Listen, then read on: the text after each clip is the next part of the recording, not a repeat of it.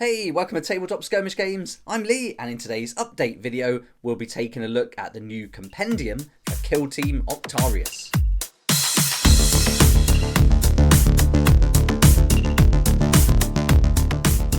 Yesterday we had a great update showing us how to assemble our kill team, but today it's getting even better where we get a look at the new Compendium for Kill Team Octarius, which will show us how we can use our other 40k miniatures and factions in the new game.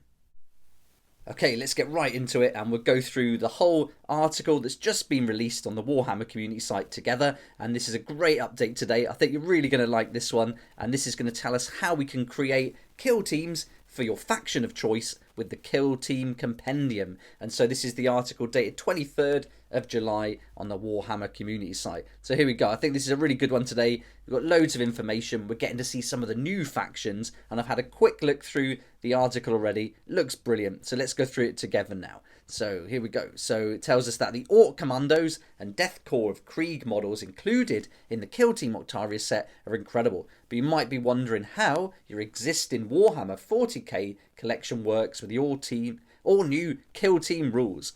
And it says that we can be rest assured because nearly every faction can build a team of specialist operatives with the Kill Team Compendium supplement book, and this is going to be made available at the same time as the launch book. So it looks like we're going to not be getting the launch, just the game, we're going to get the Compendium too at the same time, and this is a must-have. This is going to open it up, much like all the Warcry supplement books have done, to nearly all of the factions included in Warhammer 40k. So pretty exciting. They might as well have just included this in the box set, because I think a lot of people are going to want to get this as well, but it's two separate items, so I guess you don't have to. You could just go with the standalone game, the box set, or you could pick up the book as well. So I'm pretty sure I know what I'm going to be doing. I'm going to be getting the box set and the Compendium. I think a lot of people will be doing that. But let's scroll down, keep going here. So it tells us they've looked at how you can quickly and easily put together a finely balanced kill team in that new system. And yesterday they said that they've come up with this new pointless way of doing it, where they've got this algorithm and a much simpler way of putting together a kill team roster. And so this Compendium is going to be packed with everything you need to do just that. And it's overflowing with rosters and data cards, including stats for all the available operatives. And so simply assemble them into fire teams and you're ready to go. So this sounds great. So I'm glad it is just one book. So we're not going to have lots of different supplement books just yet. I'm sure there's more in the pipeline. But for now, this one's going to open up all the different factions. So this is great. So we just need the box set and this one book, and hopefully that's all we're going to need to really immerse ourselves in this game with a lot of scope and a lot of depth to it. So I'm really looking forward to that. Okay, so we're not going to get the full list here, and we're certainly going to have to wait for the Compendium to come out. But this next part of the article is really great because we're going to start to see a lot of the data cards for some other fighters. So this is really cool. So as we scroll down, we get to see the poxwalker, and this is going to form what they call one of the frontline troops. And this is going to be the poxwalker here as an example from the Death Guard kill team. So these are like your kind of chaff units, if you like. So you can field a lot more of these than you can with like the Marines. So this is one example. But here we're starting to see some of the abilities on the data card, which I think is really cool. So let's read through this now, because this gives a lot away. So this ability, the first one, is called mindless. Each time this operative would perform a mission action or the pickup action, you must subtract 1 additional AP to do so. This operative cannot be equipped with equipment. In narrative play, it cannot gain or lose experience and automatically passes casualty tests. So there's a lot in there, which we'll go through in a minute. But the next one is disgustingly resilient. And I know about this ability. I've heard this before just from watching Warhammer 40k battle reports. And it tells us that each time this operative would lose a wound, we roll 1d6. And on a 5+, that wound is not lost. This operative cannot be injured. So we've got quite a lot of information in here, and as we can see with the mindless ability, there's going to be this pickup action that we haven't heard about yet, and you're going to have to subtract an additional action point to be able to use that. And you can see this guy hasn't got many. He's only got 2 action point limits. His movement isn't great either, with just 2 movement, so there's some limits there. Also, you've got to save on a 6+, which doesn't sound great, but then if you combine that with a disgustingly resilient rolling it on that 1d6 on a 5+, there is a chance that he's not going to take that injury. So lots to think about there. That's pretty good though. But he can't be equipped with equipment. So Although he can't be equipped with equipment, this does tell us that there is going to be equipment that can be equipped by other operatives. So that's really good to know. And hopefully as we go through the other data cards in this article, we'll find out more about that too. So really great. So although he doesn't look very good here, as we scroll down, it tells us that there is going to be 8 of these allowed in a fire team. And if you compare that with the Death Guard Marines, you're only going to be allowed to take 3 of those in. So depending how you want to play, you can go in with like a swarm of 8, or just take in 3 operatives who can do perhaps a little bit more and have more abilities and things like that. So really interesting. But now we've also got another one. We've got the Dire Avenger warrior here, and it says that there's 4 of these. So they've got a solid ranged attack and excel when they're able to take a vantage point and lock down the battlefield with their defense tactics rule. And the fire teams are going to vary a lot between factions, but they've been carefully balanced with that algorithm to ensure that every mission is a tense tactical battle between evenly matched kill teams. So these guys, you really want to get them on those vantage points, lock down those long range of fire, take advantage of their long range weapons that aren't limited, so they can shoot across the whole battlefield, and then you can really start controlling sectors of the battlefield. And I think this is where terrain is really going to play a huge part. So very different to the poxwalkers, who I guess you want to charge in with and get them close up to do some close combat battles. But with these guys, you can really lock down that battlefield from a distance with these long range weapons. So this all sounds awesome, but let's have a closer look at this Dire Avenger data card. And with the abilities here, we've got one called Defense Tactics. And each time this operative performs an Overwatch action, for that action shooting attack, do not worsen the ballistic skill characteristic of its range weapons as a result of performing an Overwatch action. Great, so we are going to get Overwatch in the game, and it seems like if you do go into Overwatch, then there's going to be some restriction there, or you're going to lose the ballistic skill characteristic. So that's interesting. So if your ballistic skill characteristic, say here, is a 3+, then perhaps that's going to move up by 1 to a 4+ if you go into Overwatch. But we don't have to worry about that with the Dire Avenger, because they don't suffer that result. So that's pretty good, having that defense tactic. So yeah, definitely want to make the most of the terrain, get them into a good vantage point, put them on Overwatch, and they're not going to take any penalties. So these guys sound pretty fun to play with, and I love this. And he's got a couple of weapons, the Avenger Shuriken Catapult, and then up close he's got the fists as well, it looks like. So pretty good. And that Shuriken Catapult is going to have 4 attacks, ballistic skill 3+, and then going to do 3 to 4 damage. So 4 on a crit, 3 on a regular hit. So that's pretty good. And we're also seeing here, we've got special rules, a balance. So we've got to find out more about that. And we've also got, for that critical or mortal wounds thing, we've got the rending there. So we've got to find out what that means as well. So some keywords coming in here that we haven't seen yet, but really nice to find out about that Overwatch. And we can see here he's not got many wounds, 8, and you'll see as we go down to the next data card, these wounds can really go up. So this guy's only got 8 though, but he's got a nice movement of 3, again only 2 action points, so and he's saving on a 4+. So very different to the Poxwalker, but I really like that Overwatch there and how that defense tactic ability is going to benefit the Dire Avenger.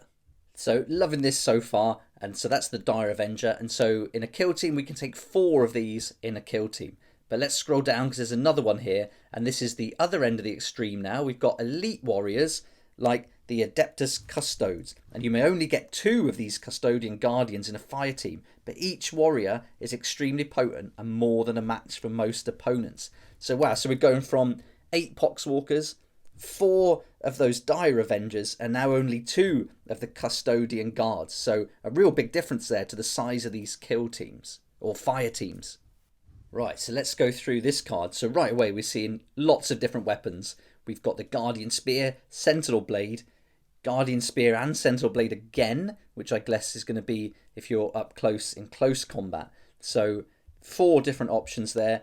Loads of different special rules. We've got the range there being limited for the Sentinel Blade. Got lethal 5+ for both of the Guardian Spear and Sentinel Blade in close combat.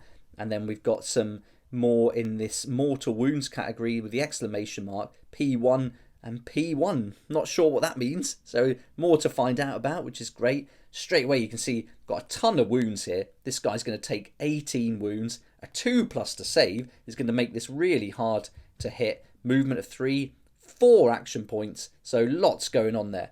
And with only 2 of them, you'd expect this, certainly compare to the ones we've seen earlier as well. But it's the abilities that always make these interesting. So let's have a look at the first one, which is called the Emperor's Chosen. Other than the effects of battle scars, this operative cannot be injured. You can ignore any or all modifiers to this operative's APL, and it is not affected by the stun critical hit rule. Right, that's mad. Okay, we'll go through that in a minute, but let's read through the Storm Shield first. If this operative is equipped with a Storm Shield, it has a 4+ invulnerable save. Each time it fights in combat, in the resolve successful hit step of that combat, each time it parries, 2 of your opponent's successful hits are discarded instead of 1. So it looks like we're getting some more keywords. So in the Emperor's Chosen ability, we've got battle scars to find out about.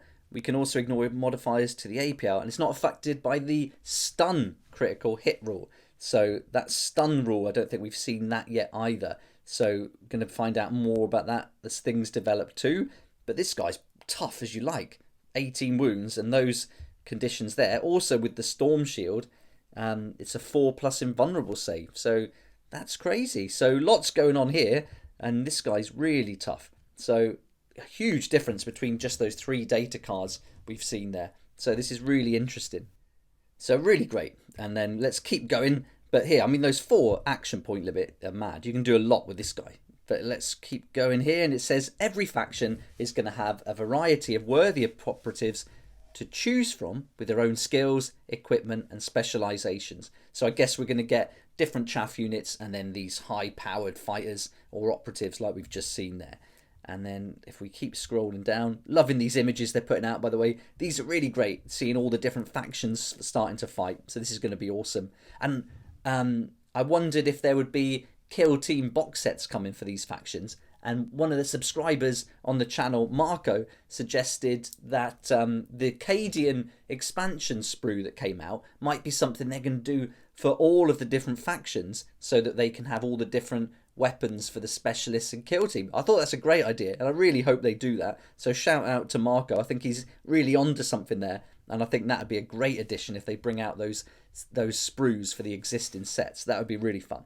But let's keep going. We're right at the end now of the article. And it tells us that we're going to be looking at the Kill Team battlefields on Monday. So probably no updates Saturday, Sunday. But on Monday, come back here and I'll do another video as soon as that article comes out. I can't wait to find out about these Kill Team battlefields. They're going to be great. It looks like the terrain plays a huge part in this. And in the box set, we're going to get all that orc terrain. And so loads to do with that. And I think that's one of those terrains that's fun to do some crafting and building around, some junk modelling and things like that. You could really expand that and it would really fit in with the setup.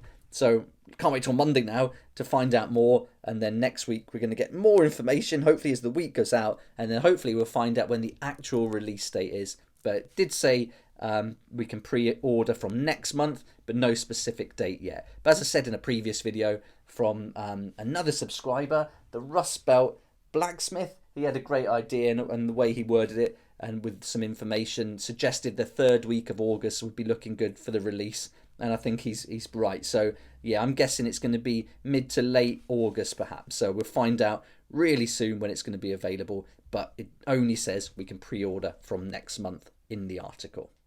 So how cool is all this? I think it's a great update again by the Warhammer Community site. Loving this, but I'd like to know what you think. So join in the comment section below and let me know what you think about the Compendium. Is this something you'll be picking up along with the box set? And also your thoughts and feedback on the data cards we saw in the article as well. So it'd be great to hear from you.